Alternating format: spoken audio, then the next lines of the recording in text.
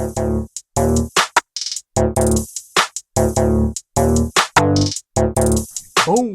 Welcome to Sudeline Theory. You are here with Brandon Cheatham and my boy Michael Lane. On the same side. We're same-siders tonight. In the same basement. That's what we're doing. Last week we didn't tell him it's Sideline Theory.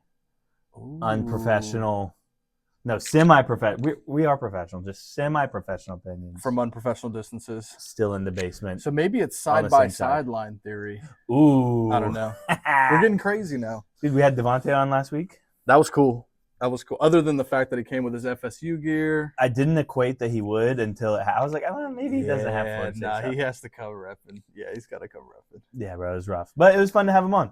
Hopefully we'll have on some other friends, different people. I got Dave, one of my groomsmen, who's with Brandon. Yeah. He's had and we'll talk about this in a little bit, he's a Pacers guy, He's a Colts guy, a Notre Dame guy, and a Duke guy. Jeez. His sports year has been crazy, bro. Yeah, you lost them at Duke. Holy cow. That was a crazy game. Yeah, I think we should just jump into it. First segment of the day. College basketball. Yeah, I know Mike posed the question, is this the greatest of all time as far as a college game with an ending in March Madness? And then he posed the secondary question of if this was more of a comeback effort by UConn and the Huskies, or did Duke blow the lead? Yeah, Brandon and I went to a high school where it's the top football high school program in the nation. Overall, Beaufort is just, athletics and academics and the arts. Softball, literary. Literally all of it. Yeah. And so the guy who kind of pushed it over the edge there is a man named Dr. Banks Bitterman. And he would start every day with a saying, good morning, Beaufort High School, blah, blah, blah, blah, blah, blah. And he would end every single day of our lives for 4 years straight. It's not where you begin that matters. It's where you finish that makes all the difference. And to me, the end of that game really made it a GOAT college basketball game for me. I love the first college basketball game I really remember was the Mario Chalmers 2008, him with Kansas beating Derrick Rose's Memphis team. And then you had the Jenkins shot for Villanova over North Carolina in the Natty. Those two games are national championship games. I think this game, even in the Elite Eight, rivals those two games because of the two teams, the UConn of them all, the Duke of them all. And the finish just made it a GOAT classic. It's top three. I could argue it's number one. When the shot went in, I leapt out of the I screamed and yelled. You're from Connecticut. Yeah, at that point, basically. We all are. Us Northeasterns. Honestly, that game. It was crazy. And I don't know how to describe it. So, and I've brought it up several times on the podcast where Miami Heat with LeBron, D-Wade, those guys, it always just felt like they were gonna have a 12-point run in the fourth, even if they were down. This felt weird. Like UConn to me, it just kind of felt out of it. The entire game to me felt like UConn would make it close enough in the box score, but never really have a shot. Duke would pull away. Kind of how Duke did in the first round to Siena, where it was like, is it? No. Right? Now, obviously, I know UConn is not Siena, but it just felt like they weren't going to really get over the edge at the end because Duke has so many guys who can create, make a shot, end a momentous run. So, yeah, incredible game. If you didn't get to catch the game, we're referencing a UConn win over Duke after Duke had up to, I think, a 19-point win or 19-point lead. And 15-point lead at halftime. Number one seeds with a 15-point lead at halftime, 134-0. So this is literally the craziest loss. And my wife I was talking to Morgan, and she was saying like, oh, it's a crazy upset. And I'm like, no, it's not an upset because upsets are a less talented team beats a team that should win. This is just a crazy comeback because both teams could win. It's only an upset by seeding. Exactly. And this is a 1 and 2. Oh, yeah. So it's like definitely not an upset when you know the programs and what they are. Interesting statistic. Go for it. The Huskies have won 17 consecutive games in the Sweet 16 or later. All 9 that Dan Hurley's coached. Dude, they're crazy programs. He is off the chain. Did you see him after the game? The shot goes in. Did you see him during the game? Did you see where he eyes up the ref, finds the ref that he's been talking trash to the whole game, and goes forehead to forehead with him? Oh no, I didn't see that. You got to look that up. You have to look that up. I want to get into a little bit of the game specifically. Was this a GOAT game for you? Yeah. I mean, certainly that I've seen. Is there any 100%. game that rivals it in your mind? Like those two college games rival it.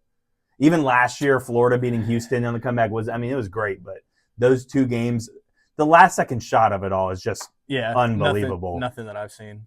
Other right. than the two that you mentioned, honestly. So do you want to jump into this?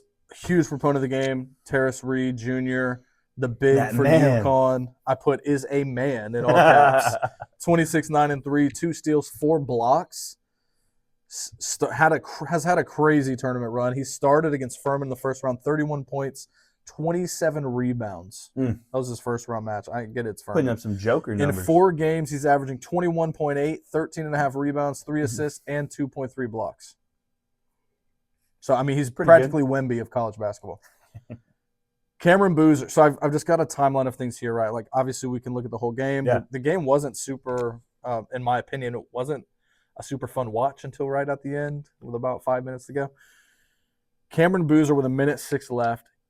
It looked like he just dribbled it off his foot or next to his foot. It was just kind of a weird sequence where it wasn't. And I went back and I even looked at it yesterday and this morning about like in 0.25 speed.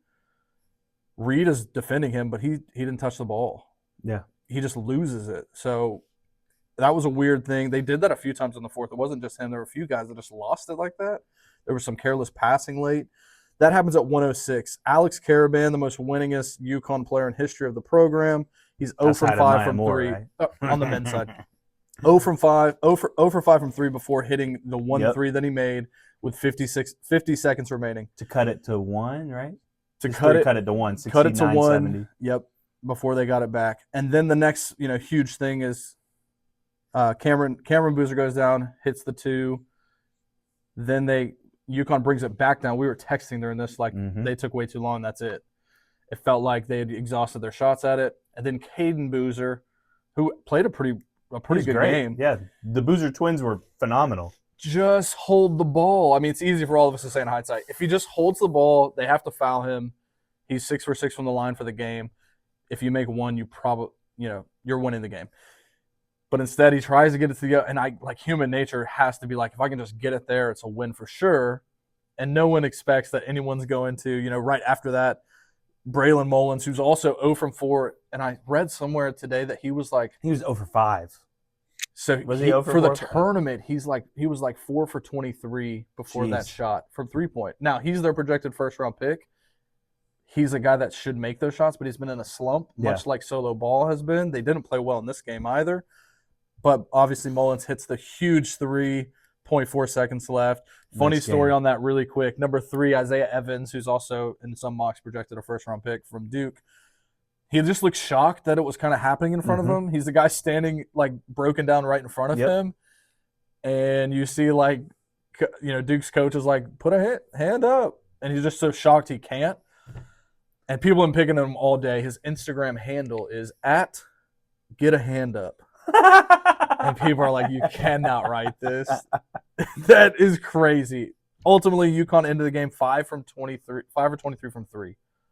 So the fact that they won that game is incredible. To me, the difference is, especially in today's college basketball, is just shots going down. They were 1 of 18 at one point. And Hurley said after the game that he didn't even want to know. Like, he was trying to ask his staff, and they wouldn't give him a clear answer on the actual statistics of it all. I do think that, to Hurley's credit, I think that they practice not calling timeouts.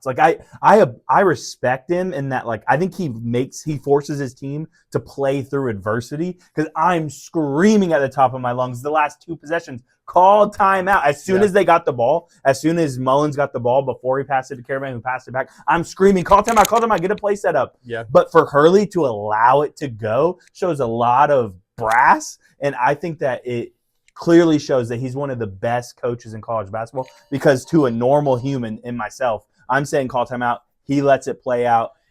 And historically in the NBA, the guys that let it play, they trust their team, and they are the best coaches, right? So there's something to be said about the flow of the game. You just force a turnover, let them see what they can make. And interestingly, they didn't foul because they threw it to Cameron first on the inbound.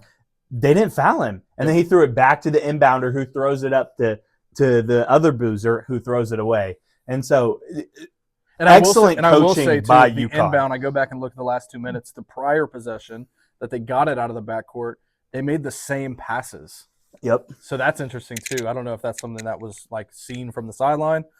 Interesting. For me, the game turned in the second half. I'm going to butcher this name. Patrick Enangba, the big for Duke, number 21, big body. Also, some have mocked him in the first round of the draft. When they took him out of the game, he was out of the game for 8 or 10 minutes down the stretch. What happened was Terrace Reed now was forced to man up on Cameron Boozer. Mm-hmm. Cameron Boozer is a better player than Terrace Reed, but Terrace Reed is a big, big body and playing physically. So everything that happened early on with Alex Caravan D'ing up Cameron Boozer was that you saw 2 and 3 guys coming to help. And what's happening is they're opening up the shooters. So Cameron Boozer was popping it outside. They were hitting their threes. With Terrace Reed there, you don't have to help. Yeah. So because of the fact that Patrick Nangba was out, it allowed Reed to stay on Boozer, which allowed them to minimize the impact of the shooters around him. Now, Boozer still made some buckets, but even at the end when he's bouncing off his foot, you've got to think maybe he's tired from just having a bigger body draped over him. That's what I think really turned it, and it stopped allowing easy access to shooters. I didn't understand why Evans was out of the game for much of the second half either, because to me, he was their shot maker. I was like, I'd trust that dude to just pull up and shoot. And had been playing well throughout the tournament. I was texting Dave, who's a huge Duke fan, and that was his number one thing. He calls him Slim. He said, bro, I don't understand why Evans was out of the game. And I felt the same way watching it. I thought it was a really good game to watch all around. When it was 21-26 and UConn went on that 14-0 run or 15-0 run, it was crazy to watch. And then just seeing them claw back it was just very it was fun to watch. It was a great watch, and just being on the couch, getting to enjoy it with like my wife who was sitting there, and just kind of she had picked Duke to win the whole thing, and so it busted her bracket finally, and just getting like my kids came and got involved. Like it was just all around a great game to withhold. Like I think that it was the comeback, not necessarily the blown lead. I lean comeback. I think Boozer made shots down in the end. Yeah, 27, 9, and 5 or something. They only scored 28 points in the second half, but it didn't feel like Duke was stagnant. Other than like I think that they didn't have Evans in, but I didn't feel like Duke was stagnant. But they did score less than what UConn scored in the first half. So, yeah, I agree. Final note on that game: with teams like UConn, who aren't necessarily, because we're going to talk about this later, who aren't necessarily the overwhelming favorites. I know. Mm-hmm. I think both of us picked them for the Final Four. Mm-hmm. I think a lot of that is the precedence and the emphasis that we put on coaching pretty much in every sport.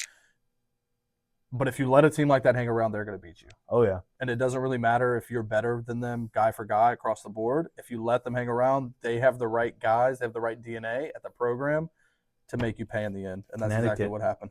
Best basketball program in the country, man. All right, so that was a great game. We'll move to the next segment, still on college basketball. We're just going to give some quick reactions to the Sweet 16 and into the Elite Eight. Obviously, we've already covered one of these, so we'll go back in the past for a couple of these just to give you thoughts on Sweet 16. Go for it. And then go from there. Just lay it out. Michigan State, UConn, great game. Sparty. That one at the end, it felt like Michigan, similar to UConn, very similar structured teams, similar coaches, similar philosophies. It felt like UConn almost let them hang around a little bit too closely at the end, where it could have gone either way. But obviously, UConn was able to pull it through in the final minutes there. St. John's Duke, Zuby Ejiofor, the big for St. John, player of the year, didn't shoot well enough. On Michigan State, I think their best player is Carr. Carr had an awesome first half. In the second half, he really wasn't much of a factor, and I think that UConn being able to take out his athleticism, I just don't think Michigan State had enough to score there. Yeah, and the St. John's Duke game was spectacular. Yeah, that was an awesome game. Yeah, the only other note that I had from that, other tthan Zuby, the best player, he just didn't shoot well enough. Mm-hmm. I think it was somewhere around 33%. They also still had a chance. I just don't understand why he kept shooting. Yeah, the point. I think Darling is his name. Dylan Darling. So that's the thing I put here. You got a chance to tie it up in the final moments of the game. He had just hit the buzzer beater at Kansas. Now, all buzzer beaters are not created equal. When he shot the ball at Kansas, they were tied. That was always my thing early on with LeBron, which was like he was getting credit for this clutch factor, and it's still clutch, but it's easier to take the shot when you're tied. Yes. And there's really no risk. When you're down 3, yeah, he shoots it. I'm just like, he shot multiple times where I'm like, bro, you don't have it. Give the ball up. Yeah. And so St. John's, I do think Pitino is an excellent coach. The fact that he has that program and That's he just awesome. signed a multi-year deal, I mean, 100%. Good job for New York. Yeah. And Duke was, I mean, down the stretch, they were losing by like 10, I think, in the second half, and was able to come back and pull it out. And so Duke as itself is a great program, which again makes that Elite Eight loss even worse. Yeah, 100%. Next game here for the Sweet 16, Iowa, Nebraska. I know I joke with you. It's like, how many white guys can we fit on the court? Crazy. Bennett Sturts, projected that first man round was going from Iowa, wild, bro. Played huge. Fulgueras, the guy that hit the buzzer beater the week before, or a few days Florida. before against Florida, he was also hot. Hot hand coming in, shot very well. Nebraska just couldn't score enough to stick with them. Mm-hmm. Illinois, Houston. I knew I had Houston in the Final Four. I think you might I have had as Houston well. in the Final Four as well. So I've started to really come around to this idea. We are football guys. I think I'm overvaluing defense in basketball. Houston has a very stout defense, one of the statistically best defenses in the country. So I go, yeah, we can kind of ride with that. If you're not scoring, you can't win. You look at Illinois, they score very well. They're one of the top scoring teams in the country. Defense is more of an effort, cultural, rooted in your team chemistry thing. Offense is more just, can you put the ball in the hoop? Yeah. If you don't have that part, I think it really minimizes what your impact of defense is going to be. Even as one of the top defenses in the country in Houston, statistically, if you can't put the ball in the bucket, you're just not going to win many games. The Houston college team and the Houston pro team are both very similar. Yeah. The Houston college team just has a bunch of Amen Thompsons, can't shoot but are great athletically, and like Illinois, like you said, it was a bunch of Eastern Europeans that can shoot, and that was the game. And Houston shot 34% from the field, 28 from 3, and I literally just put in my notes, can't win if you can't score. No. That's just it. Next game, Arkansas, Arizona. Darius Acuff had 28. He needed 50. I mean, we mentioned this on the previous podcast episode where it's like, in order for them to have a shot, he's going to have an ungodly, one of the greatest performances in the history of the tournament. 28 points is great. He's still going to be probably a top 5 pick in the NBA draft. You need a 50 to make it close, right? Because Arizona is just better. They're elite. They're big. They're athletic. You put the word there, they are that. A lot of talk about the Arizona coach going to North Carolina. A lot of people have tried to dismiss it, but I was listening to Doug Gottlieb said that Michael Jordan called the Arizona coach 48 hours ago. So my man could be moving cross country here pretty soon. Yeah. Yeah, I've seen reports too as well because Dusty May from Michigan's also being mentioned in some of these vacancies. And they're kind of going like, hey, it's a better program now, but if you're at UNC, your support is so much different. Oh, yeah. And they brought up the fact that Michigan's had to fly public a few times this year. It's like, well, if you go to a place like UNC, you're not doing that. No. So yeah, and if Michael Jordan calls you, maybe you consider it. Next game here I've got is Texas Purdue. I know we were split on the decision here. I had Purdue, you had Texas. Traymon Mark is a guy for Texas, averages 14 points a game, had 29. Yeah.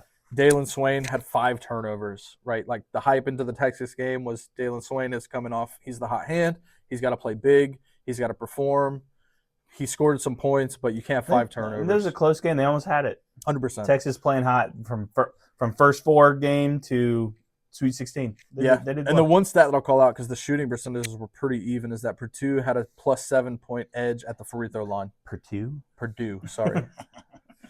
They had a plus what? 7 point edge from the free throw Yeah. line, shot 75%. I want to say Texas shot somewhere around 50% free throws for the game. And then also just right place, right time, and the tip in at the end for Purdue.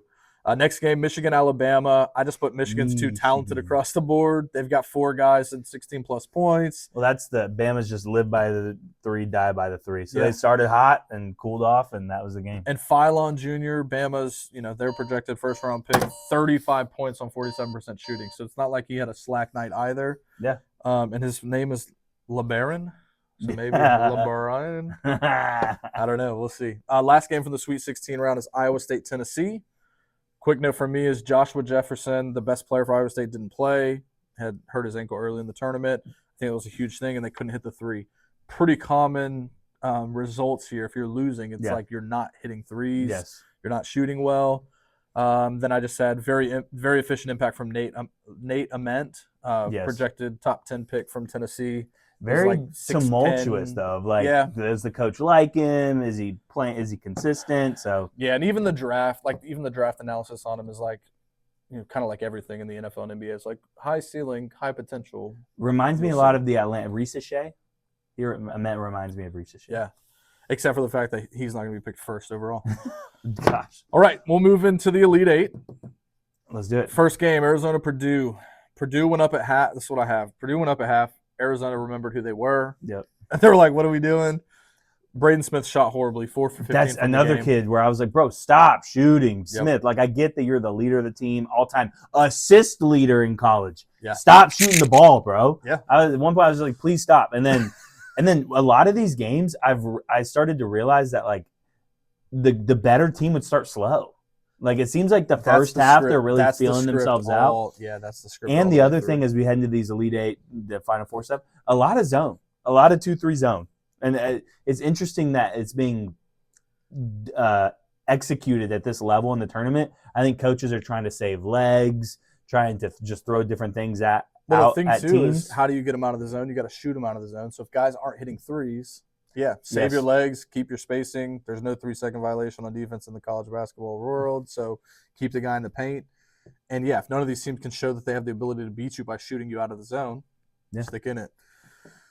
Next game here in the Elite Eight, Tennessee, Michigan. This was a game? Yeah, very good game. Tennessee had absolutely no chance straight from the tip. Oh, it was rough. They shot horribly, but obviously Michigan is just a better team, different threshold of team. Michigan wrecked Did you them, see? bro. Have you seen the Tennessee teams? There's a rap song, and it's called "Let's Go Get 'Em." No. Let's go get 'em. And So they it's a got trending thing, right? It's a trending thing. They won one of the games in the tournament, and in the post game, the interview's like, "Hey, what do you think about your next matchup against?" I did hear him say, let's go get so them. and he goes, "Let's go get 'em." Yeah, that's what I They heard. start cheering. Oh, I didn't realize It's a that rap was the song. Yeah, it's a rap song. So then Dad of three, they not go paying to the attention. next. Then they go to the next game. Just a and they lowly go, "Hey, Bills fan what's over your here." thoughts about Michigan?" Let's And go then get the them. next guy goes, "Let's go get him," and they start cheering. Well, the rapper sent them all like pregame warm-ups with "Let's Go Get Him" because it's his song, and it was like Tennessee by the rapper's name. I can't even remember. And in the post-game of the Michigan game, they asked Michigan his thoughts, and Yaks, their main player, gives it like a true breakdown of the game, what he thought, effort, da-da-da-da. And then they asked their other guy, Moritz, who was also a projected first-round pick, and he goes, "Let's go get him." And they clowned him after the post game. Beat him by like 25. That's and rough. Clowned him. Morgan, like, come on, man. Morgan's craziest thing that she had picked right in her bracket was Tennessee. She had Tennessee going to the Final Four. Wow. So losing in the final. So she was one game away from getting like one of the craziest things right. That's so crazy. She was sad when they got drilled. Let's go by get 'em. 30. I'm going to show you that after. Last game here in the Elite Eight, Iowa, Illinois. I put Illinois', his number one thing from Iowa, Illinois was the 7-minute delay because the buzzer, the horn.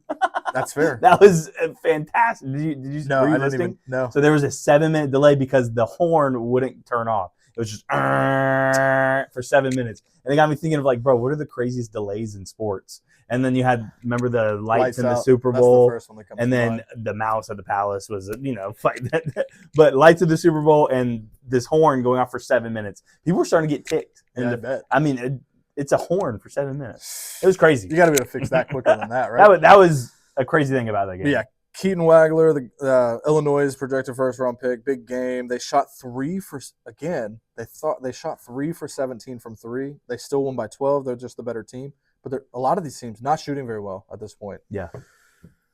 So that's wrapping up Sweet 16 Elite 8 reactions. Now we're going to move into Final Four and our championship pick. I want to give the floor to you. I know I've been talking a lot during that segment. I want you to let me know your picks for the two Final Four games. 100% your podcast. UConn versus Illinois. And 100% my podcast. And Arizona, your champion pick, Arizona versus my champion pick, Michigan. Ooh. Who you got? I'm rocking with Arizona. I think that Arizona is the most complete team. I do think that Michigan is – I don't know if they have enough Arizona doesn't shoot a lot of threes. Arizona is a very go in the paint, pound, get it in, Yeah, get it 16 3-point attempts per game. They're 359th out of 365. And so I like them because they can score a lot of points without having to shoot a lot of threes. And so I think that their offense will be consistent and travel well, and they have solid defense as well. So I'm still rocking with Arizona. A lot of people are saying this is the championship game.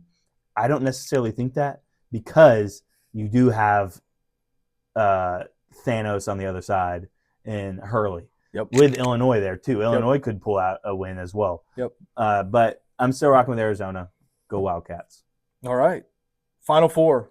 I'll start with the same matchup, Arizona, Michigan. Yeah, that's been touted as this is the championship game. Mm-hmm. The winner, I think from like a guy-to-guy perspective on the court, that's probably true. However, everyone would have taken Duke as well because of the same thing. Now, they're not as big as these two teams. Michigan's similar to Arizona with the approach to the game, which is why I think they're blowing people out. They aren't depending on the three ball. When you're not depending on the three ball, you can't lose because you're shooting it poorly. Yeah. They're big enough to do it, both teams. Arizona does. They said out of the 8 guys that are in the rotation, 5 guys are 6'8" or taller. Jeez. So, Michigan's got some height as well. So it'd be curious to see the center matchup in this game is Michigan's guy 7'3", Arizona's 7'2". That'll be cool to watch. Just giant humans. I might be wrong. I think both transfers. So yeah, that's cool. Michigan's big, typically a lot of foul trouble. We'll see if that comes to play a part here. These teams are blowing people out. They haven't really had a true second half challenge all the way through the regional. We'll see what happens, right? Each of these teams have 3 guys mocked in the first round. So there's a lot of NBA guys. Michigan's top guy has quoted that this week. Like, hey, we got a lot of NBA guys. They got a lot of NBA guys. Let's line it up and see. I think a replica of this game, an example could be when Duke played Michigan in New York before the tournament started, and Duke won that game pretty handily over Michigan. And I think that Duke and Arizona style is pretty similar. So I think it could be a style make fight. And again, I do love that Arizona can score 90 without having to shoot a lot of threes. So I'm taking my pick originally. I'm not backing off my pick, obviously, just like you're not. I'm taking Michigan. I'm taking it solely based on the fact that I think they're in a better offensive groove coming off of a big win, and the fact that because Arizona doesn't shoot a ton of threes, it's going to be harder for the game to get away from Michigan. It'll be the same both ways, but I think you're going to be close enough to have a puncher's chance either way in this game. But I'll take Michigan to win it and advance to the championship. On the other side of the bracket, Michigan fan. UConn, Illinois. I've already disrespected Illinois once with their head coach. I said, hey, great quote, won't matter. He's out of here. I was wrong, so sorry about that. Well, I had UConn in the Final Four, but I had them losing to Houston. Same. We had the same pick there. And so I don't think Illinois is bad. So this is what I'll say about this. This is the part that worries me. You and I like to take UConn because we go, hey, coaching matters. He's the last guy remaining that has won it multiple times. They are good enough to do it. Obviously, they just beat Duke. Their statistical profile is very similar to Houston, but just not as good. Like the way that they stack up statistically, UConn is a lesser Houston. So that worries me for them because Illinois has proved that they can score, and they can score a lot, and they can score a lot every game. But I think coaching pedigree matters. And I think the Huskies almost feel destined after a game like that against Duke to at least make the championship. To make it to the game. This has a ton of feel, which UConn beat Illinois earlier in the year by like 20 plus, I think. Yep. And so this has the feel of UConn winning this game against Illinois, Arizona or Michigan. I think Arizona.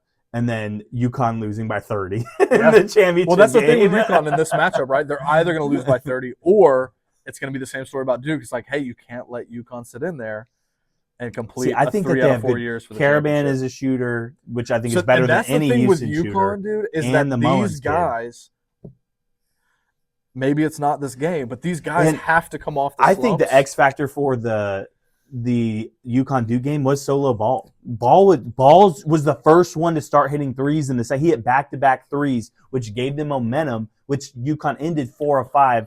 Solo hit his 2 corner threes, and then Caravan from the arc. And then, obviously, and let's not forget, Duke's the number 1 overall seed. So you do that against the best team in the country based on how they're seeded. You got to give them a chance if they can make it to the championship game, regardless of who they're playing. So we'll see. That wraps up college basketball, at least for now. We'll see if we get these picks right. If we don't podcast before the Natty, which I don't think we will. We won't. Who do you have winning? Michigan. Michigan beats UConn Arizona by beats 30. UConn. Yeah. The Duke, just last thing on Duke. Duke obviously blows the lead last year to Houston in the Final Four, blows it this year. I was texting Dave, and Dave said that last year hurt worse because Cooper Flag. I think that they should have won the Natty last year. This year, even Duke fans are like, dude, Arizona, Michigan, both of them are really good. I mean, it's different when you got the best player in the country. Yeah, and right. Cooper Flag was everything. Yeah. The kid from Michigan, Yaxel, gosh, what's his last name? Lindenberg. Yeah. Interestingly, him and Cooper Flag were the only ones last year that led their team in points, rebounds, assists, steals, blocks.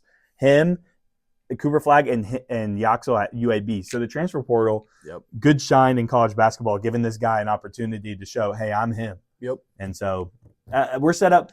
I do think that NIL killed Cinderella in the round of 64. I think the best we'll get is a Siena scaring a Duke. I don't think that we will get a 14, 15, or 16 seed ever winning again. But the Sweet 16 on, I do think we're going to get pretty elite matchups. It does stink, though, because it felt like a lot of the Elite 8 games were trash, which you said. You're like, dude, this UConn Duke game made up for a lot of garbage that was happening before. Yep. So if you could do it, would you reseed the Final Four? No, just run it. Okay. All right, we'll move into our next segment. That's enough for college basketball this week. We are moving into the NBA, looking specifically at legacies. The National Wembanyama Association. We'd like to throw legacies around and see exactly what the impact there is based on the season they're having and the careers that will amount to. The question posed, what player's legacy is impacted the most by a title? And then we went one for the West, one for the East. And I'll so whose legacy is affected? No, you can. I want to hear. Go ahead and talk about Shea in the West. I want to hear SGA, back-to-back champ, SGA. The guy whose legacy is impacted the most. This is with a championship win. Yeah, correct? yeah, with a chip. I want to make sure I had it correct. With Shea, because he'll be the best player in the league. LeBron James. You pick LeBron? LeBron James. LeBron would separate himself. What is my word? LeBron. We're spot on here. LeBron would separate himself from the Golden State guys. He would even himself with Kobe's count, but he'd have more MVPs there. Now, I'm not taking a ton more finals overall appearances. Correct. He'll do it with 3 different head coaches, different supporting cast everywhere he's gone, and playing a different role. Now, for them to win it, he already has done it with 3 different head coaches. This would be 4. Sorry, 4 different head coaches. So he's already played similar. I mean, he's played the same role on every championship team he's been on. I think he's going to have to do that again. Sorry for all the Luka guys out there. So I'm not sure he's going to do it in a different supporting role, but I think he's got the most to gain because of the separation that he can cause between the guys that have won it and beat him and the guys from the historical in the past. It's interesting because I pick LeBron for the Gen Zers because I do think that they haven't seen LeBron win an in-person championship. He won the bubble title. And then he last won it in 2016 before that. And so it's been a decade. And so the Gen Zers haven't really seen him win a in-person championship. And it really, like you said, it would give him 5. He'd match Duncan. I think Duncan has 5, or does Duncan have 4? I think Duncan has 5. Yeah, commenters let me know. 5, Don't care about Duncan. We were at Kobe over here, bro. Yes. And so I will say this is going to be very hard to say. Yeah. With LeBron getting a title. It's like the scoring thing. It'll be really hard to not say that he's the best player I've seen with my own eyes. I still hold out that this man, Kobe Bryant, is the bean over here, is the best player I've seen with my own eyes. He's the person I want on my team. It still might be the case where it's like, give me one game, give me Kobe. But if LeBron gets a title this year, it's going to be really hard. He's going to have all the records. He's going to have He's got the same amount of championships with a massive amount of finals appearances with way more different varieties of teams. And the sheer fact that Shaq took away from Kobe's legacy historically based on the MVPs and who was driving those games. And although Bron had, the Heatles and then Kyrie, it was LeBron. Like, LeBron's the guy. Without him, those teams don't do anything. So his legacy for sure is the most impacted, which is crazy because people, it should be SGA or, it's Joker or Wemby even. But even then, I do think Wemby might be number 2. I was literally between LeBron and Wemby, but I go he's so young. He's gonna have. I mean, if he wins it this year, that's like icing on the cake. He's the face of it. If Wemby wins, though, he's the face of the league for if sure. If he wins it, I'll concede to your argument. He's the best in the world. Let's go, baby. See, the issue is I don't think he's going to win it, but so that's funny. We both went Braun in the East or in the West. Yeah, I don't think start in the East. In the East, I'm going Jalen Brunson. Okay. I think Jalen Brunson's legacy would be the most impacted by a title because who he's doing it for in the New York Knickerbockers. I haven't seen the Knicks win anything in my lifetime. Carmelo is the best Knick there's been to me since. I mean, maybe not on 2K. It was J.R. Smith. Oh, true. That boy was cold. And so I think Jalen bringing the Knicks a title would be massive for him and his legacy. And even watching him last night going up against SGA and OKC, he has to deal with his second best player being Cat, and Cat is so hit and miss to me that. And he plays like he's a 6'3" guard. Yeah, man, it's so weird. And so Jalen is just cold, man. Like every time he shoots the ball, I'm like, that's not going in, and he makes every time. His size just looks weird. Yes, but it's crazy. Same thing he did in college too. Yeah. Oh, his Villanova team's the best college basketball team I've ever seen with my own eyes because they talk about hitting threes. They could talk about Michigan in the final. They shot Michigan out the gym in the first 10 minutes, and so I think Jalen is the most impacted in the East. I think that there's a Donovan Mitchell argument, maybe. I mean, I could see Cade. I don't think any of the Celtics guys, I mean, it would be crazy for them to get a title, but Jalen and Jason kind of are taking from each other, in my opinion. And so I think interestingly enough, Brown was the MVP when they won it, not Tatum. So it could get weird. It could just be self-destruction for them to even be considered. Where you going, Cade? Harden. I forget. Harden is the biggest impact if he wins the title. It would cement his legacy from being a guy that was padding stats to a bona fide winner. I did not even think Harden. But, I mean, you're right, but my God. I mean, it's a guy, he's been multiple places.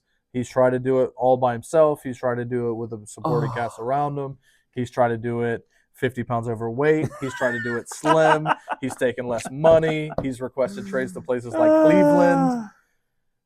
This would get rid of because how he will have to play in the playoffs for them to win it all. I think it would get rid of the stigma of he can't play big in big moments. That is very true as of right now. I don't think anyone can really even debate that. And a late career ring, similar to Dirk, Kevin Garnett, kind of changed the perception around those guys. And it tends to reshape how history is going to remember you. If Harden can just get one, I think he's got the most to gain in the East, mainly because of the age of the other guys. He's kind of the one that's got a couple shots at this maybe to see what he can do. And if it's not in Cleveland, then you wonder, does he stay there or does he go somewhere else to try? And so I think Harden is the pick there from the East with most on the line for his legacy. Going back to the West, I'm a quote guy, and call me whatever. I love Batman. And so in The Dark Knight, Harvey Dent has the famous line of, you either die the hero or you live long enough to see yourself become the villain. Interestingly, LeBron would live long enough to see himself become the hero because I don't think anybody's going to be rooting against him. And like Tom Brady at the end, everybody was ready for him to go. He was a curmudgeon. He was got the divorce. His wife was even ready. So he died. He totally died the villain. Yep. I think Bron has a shot to die the hero, winning this title. I think if say the Lakers win it, does he retire? Just ride off, 100%.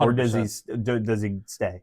Any normal human being, 100%. Now he's not normal, so maybe not. I think he will. I think that he might retire if he wins it. Why not? It wouldn't hurt not to. No. Every year you play after winning, it's like you're just less and less, and Luka's more and more. You can ride it, and you can.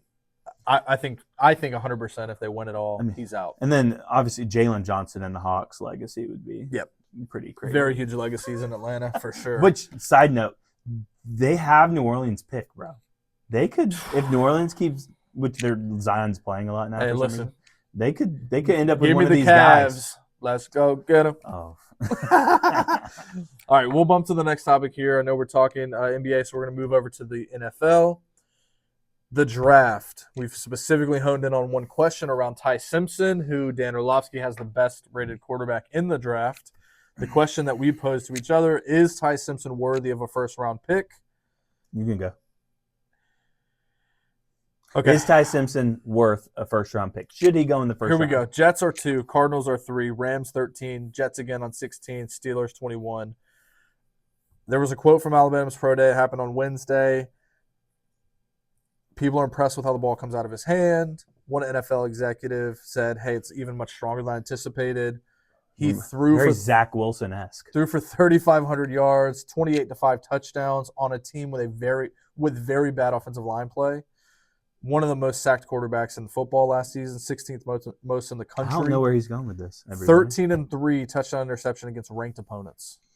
I think I do know where he's going now. Great energy, great sideline demeanor, always a positive guy. From the outside looking in as a fan, that seems cheesy. Playing offensive line, I've played with quarterbacks that were nonchalant. I've played with guys like this who are like, let's go, nothing bad can happen. Those are the guys that people want to play for, even if they feel a little cheesy, i.e. Fernando Mendoza. It feels a little cheesy. It feels a little fluff. But those are the guys typically that people will saddle up and go to war for because they know they've got everyone's best interest at heart. So I've outlined the teams that I think could take him. Aaron Glenn announced today Geno Smith's going to be the starter in 26. He's on a 1-year, $3 million deal. The Raiders basically paid him the rest of the $37 million to get out of town when they traded him. Based on how easily I can see him falling, because that takes the 2 Jets picks off the board, I think the Cardinals are like, let's just be as bad as we can be, i.e. letting Kyler Murray go. The Rams, I think at 13, are way too close to getting over the top again to take a piece like that this year with a draft class next year that is deemed much more talented at the quarterback position. So I think they go get a piece to help Matt Stafford in this year, not a quarterback. Which leaves me with the Steelers. Ooh. I did see one scenario that I can get behind. I think he is worth a first-round pick in the right place. That's the answer. He said The yes. Steelers have Will Howard, 6th-round pick, and It's then a they national have champion, then bro. they have Aaron Rodgers in limbo to see what's going to happen there. Aaron Rodgers can't limbo.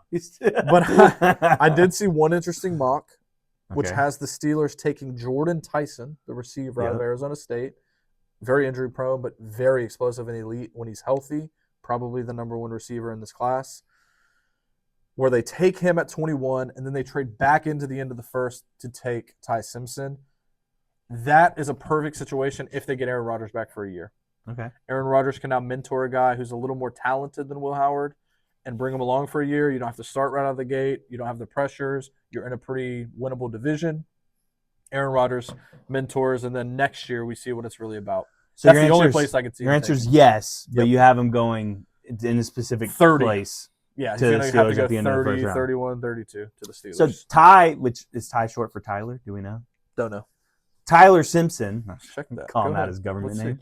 see. Ty Simpson, he ended the year under 200 pounds. He believes he can do it. He believes he's done everything, showed everybody what it is.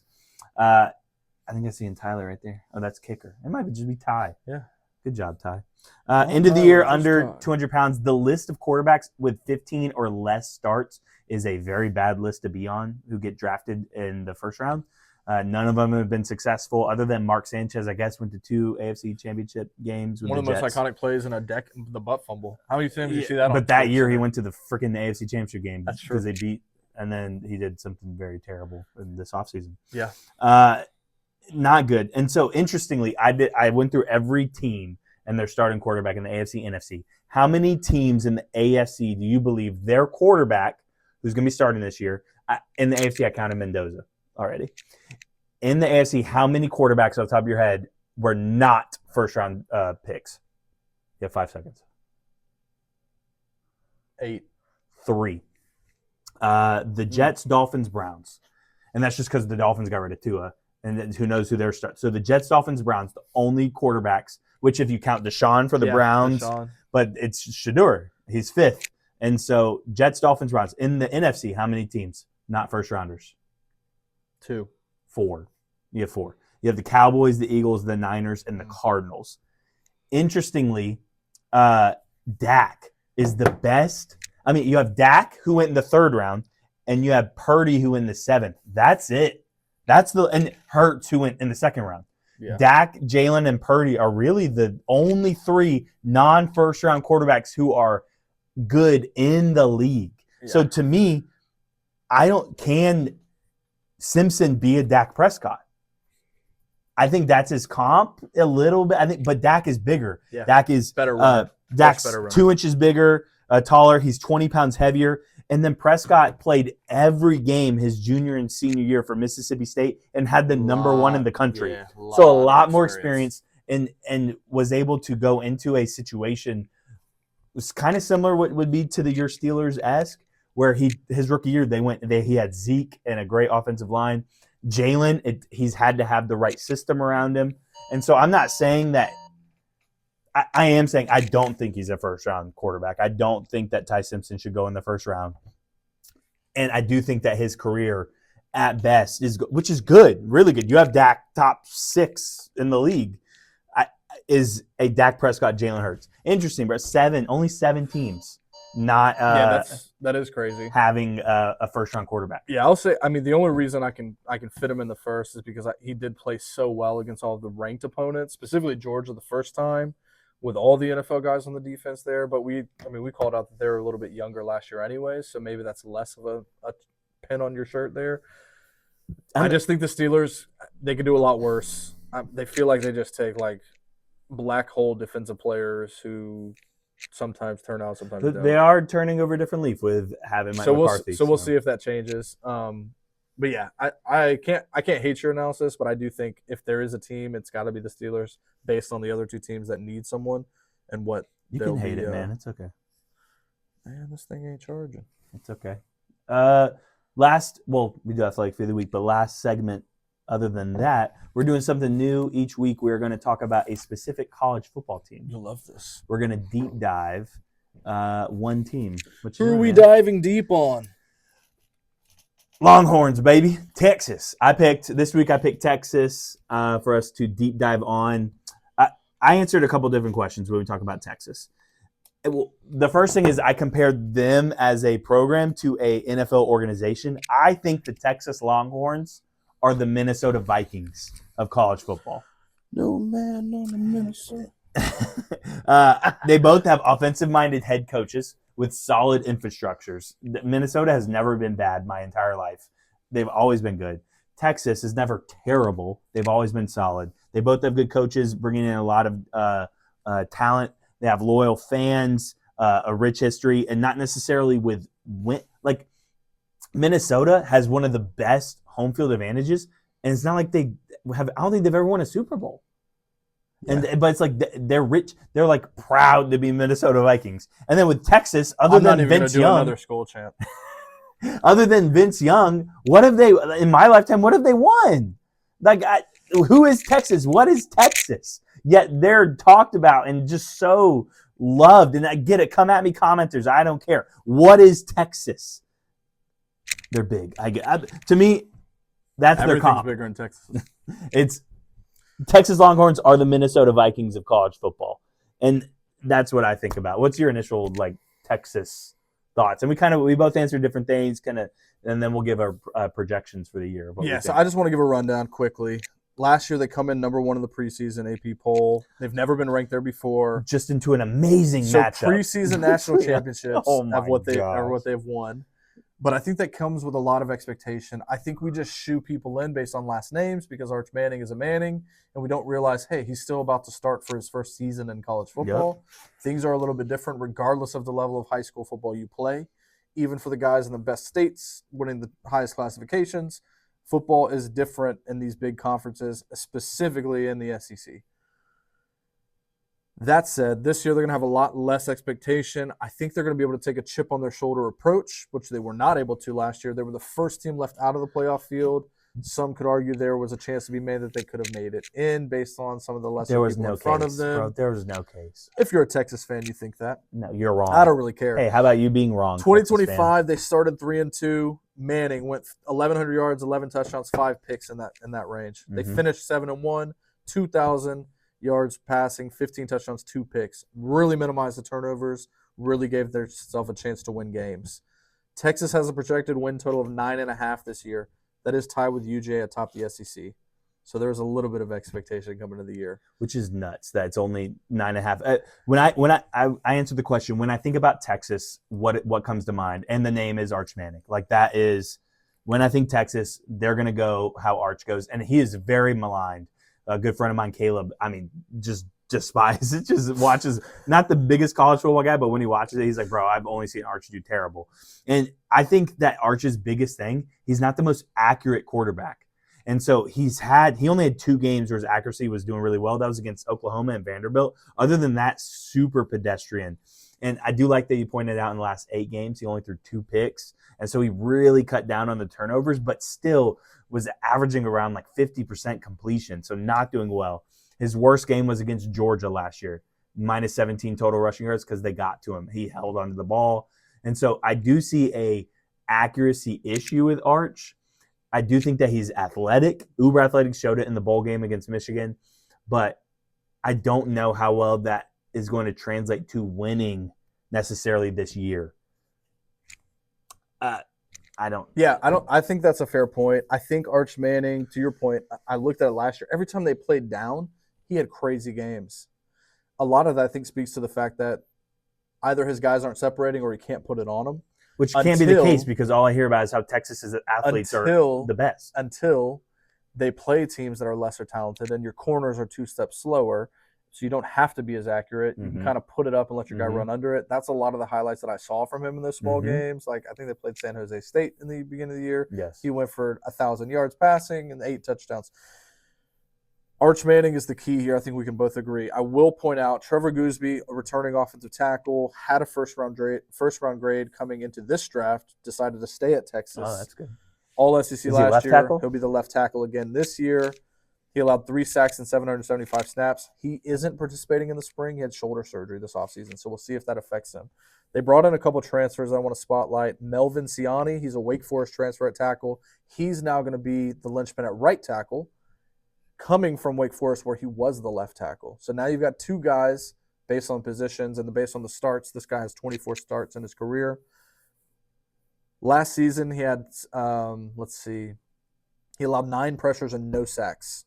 So now you've got 2 solidified left tackles. One of them gets to play right.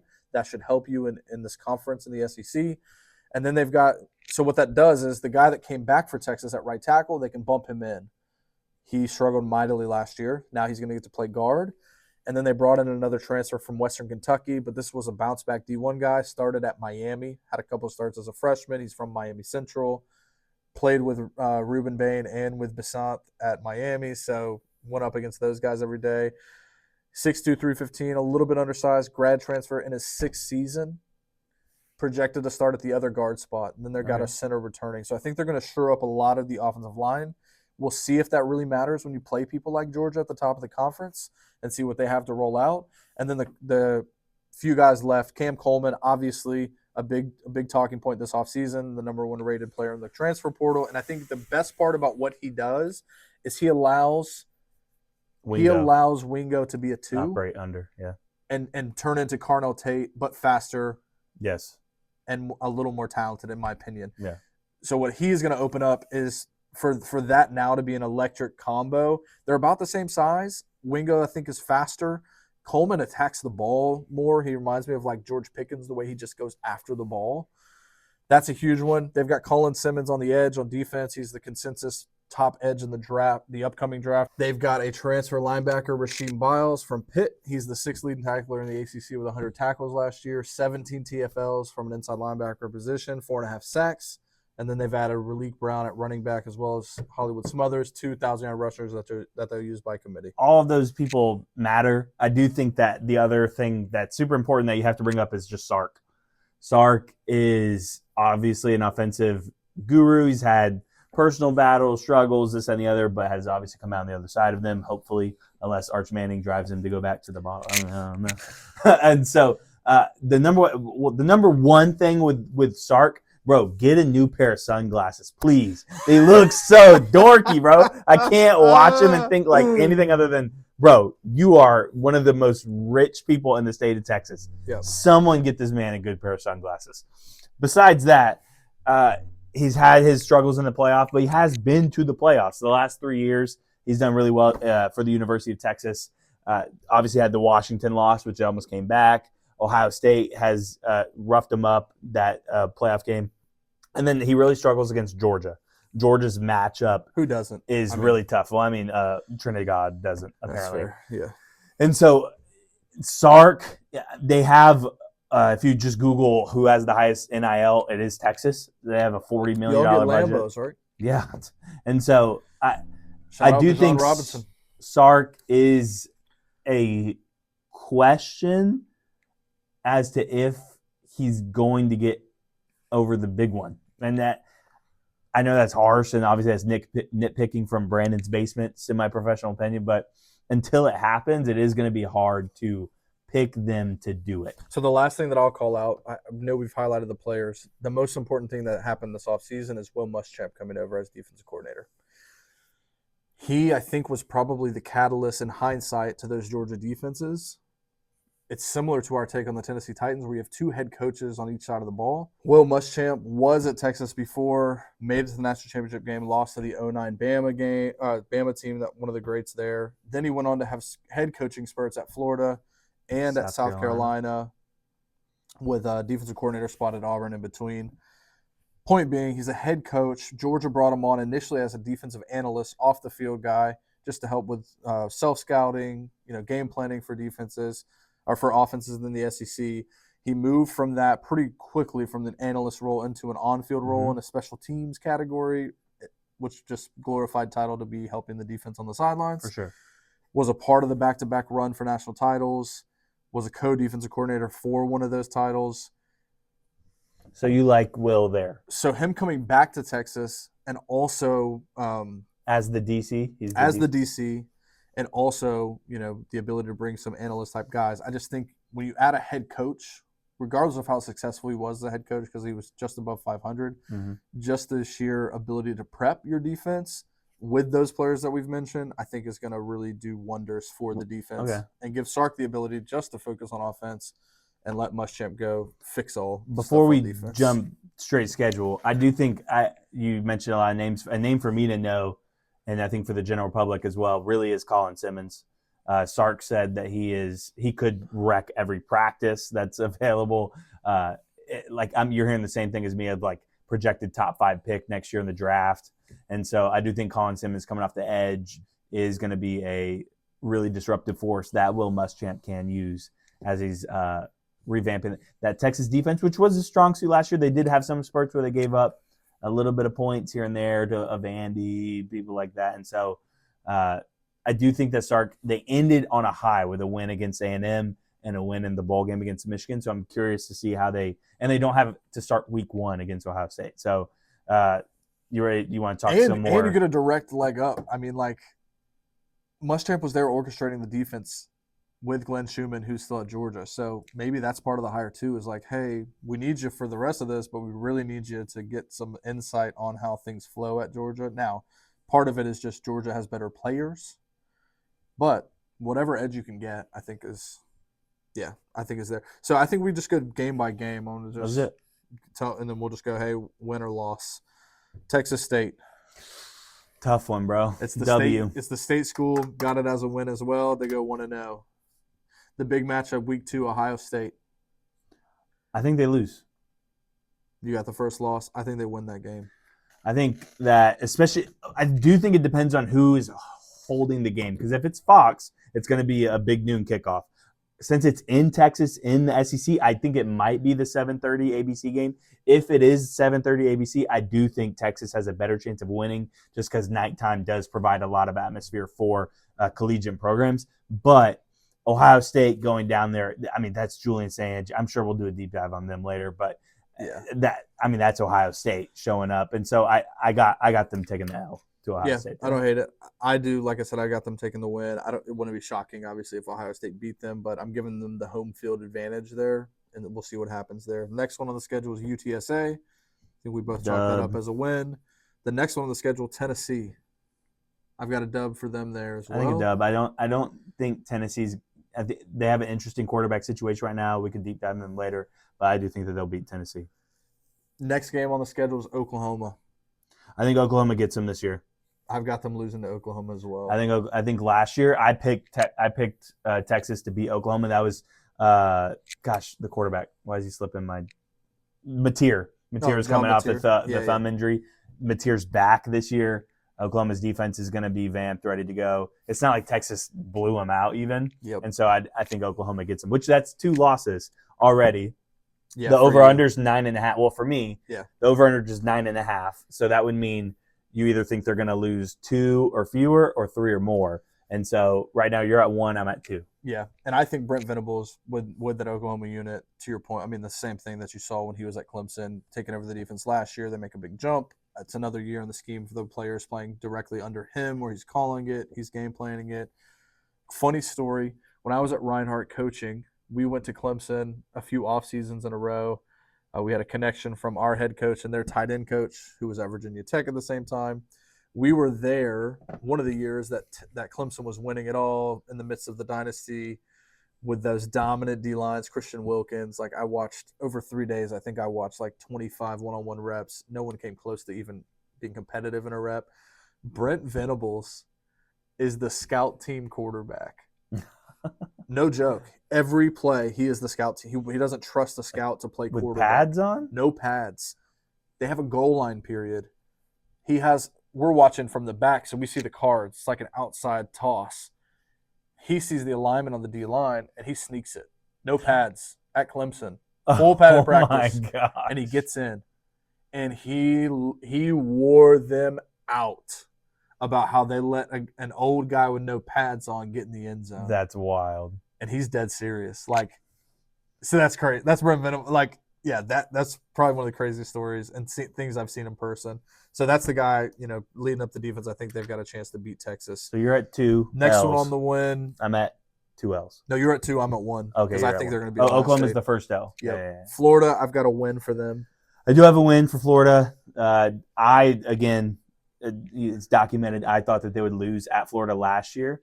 I'm not entirely sure Florida this year again, but I do think Texas will avenge that. Yeah, Florida's a lag way short. So next one on the schedule is Ole Miss. Trinidad. I'm leaning to Texas. I could see Ole Miss taking a step back. We'll really see what Pete Golding's made of. I think it's a little easier in the midst of a run where you've got all the energy, the momentum. The offense should still be explosive for Ole Miss. I'm curious. Hopefully we can get to them. The defense hasn't been great. Yeah, so I mean, we'll see. Kejuan Lacey's still there. I think is the best back, and I think he'll be the Jeremiah Love of next year. And then obviously Trinidad is coming back. Yep. And then they might have the bionic kicker again. So yeah, but I agree. I think Texas wins that game. Yeah. Yeah. Next one on the schedule is Mississippi State. Dak Prescott's alma mater. I think they win that game. Yep. Next one is Missouri. I've got a win for them against Missouri. Next game is LSU. It's at LSU. I got LSU because it's the back half of the year now. We're in I think the final 3 weeks of the year, right? And so I think LSU is going to be rounding into form at that time for sure. Going into Baton Rouge, probably a 7:30 kick. Give me LSU. Give me Lane Kiffin. Yep, I've got LSU as well. Yeah. I think, so you're at. I think for the similar reasons. Yeah, Lane Kiffin's going to be gelling at that time. They may not have the record that people assume they'll have, and I think it's going to get pretty critical towards the back half of the season to win these big games, and that's why they brought him there. Yeah. I think they get it done. I've officially hit the under. Yep. So I think under, and you're still alive. Next game, Arkansas. I've got a win. Yeah. And then last game in the schedule, Texas A&M. At Texas A&M. Yep. Bringing back Marcel Reed, I think A&M gets the win for the revenge. I do think Texas goes 8-4. I just don't see Arch. I'm not as crazy like Arch is never going to be. I think the accuracy is an issue. I do think Arch's accuracy problems will rear its head. I do think the SEC is stacked. I think they lose 2 of the last 3 of the year. They lose to LSU and at Texas A&M. Yeah, I've got them beating A&M. Just hope for a windstorm. And Marcel won't be able to hit anything. We gotta throw him in there. So yeah, I've got them rounding out 10-2. I think they get into the playoff field. I got them 8-4, and I think they're out. And I think they've got a potential to be scary in that field. Yeah, awesome. Not there. So that's the first deep dive. We'll hit we'll hit several of these as a recurring segment. Just deep diving into teams to see what they're looking for the next season. and we'll be switching, based on a bunch of different things. It doesn't really matter, conference or geography.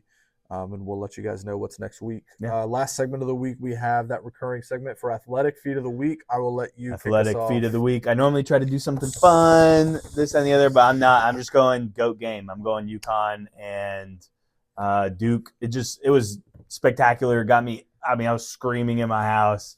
Everyone loved it. It was just a crazy, crazy, crazy awesome moment. Great game. Thank you, college basketball. UConn and Duke, my Athletic Feed of the Week. That's awesome. Athletic Feed of the Week.